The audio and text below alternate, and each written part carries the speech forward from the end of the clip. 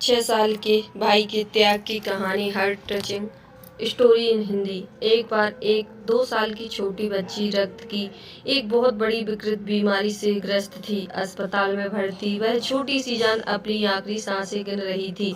अस्पताल के लोग उसे बचाने के लिए बहुत प्रयास कर रहे थे, मगर उसकी कम नसीबी थी कि उसके ब्लड ग्रुप का रक्त कहीं भी मिल नहीं पा रहा था। इसलिए एक आखिरी उम्मीद के तहत उस छोटी बच्ची के बड़े भाई जो कि 6 साल का था, उसके रक्त की जांच की गई और उसका ब्लड ग्रुप मैच हो गया। फैमिली और डॉक्टरों की एक बड़ी राहत हुई।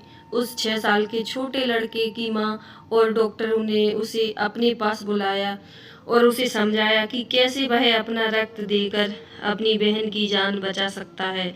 सबकी बात सुनकर वह बच्चा थोड़ा मौन हो गया और थोड़ी देर बाद बोला, मुझे सोचने के लिए थोड़ा सा समय दीजिए।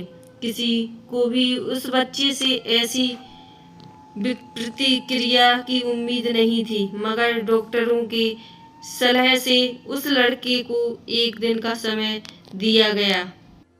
अगले दिन वह बच्चा डॉक्टर और माँ के पास आया और बोला कि मैं बहन को रक्त देने के लिए तैयार हूँ।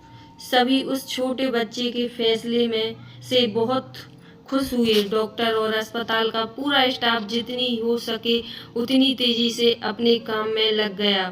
थोड़ी ही देर में लड़के को अपनी छोटी बहन की बाजू वाले बेड पर लिटाया दिया गया और उसका खून कलेक्ट करके उसकी छोटी बहन में ट्रांसफर किया गया। देखते ही देखते छोटी बच्ची में फिर से जैसे नई जान अंकुरित हो गई हो।